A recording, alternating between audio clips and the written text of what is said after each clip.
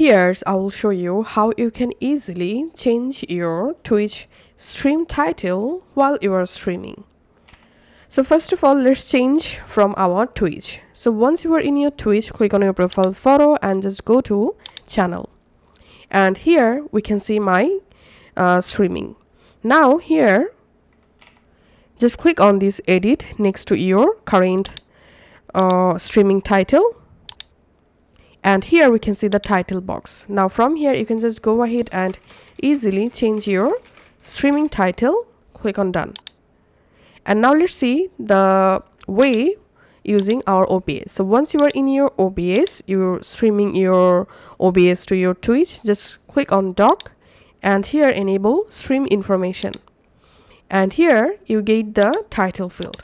From here you can easily go ahead and change your stream title. Click on done, and that's how you can actually do it.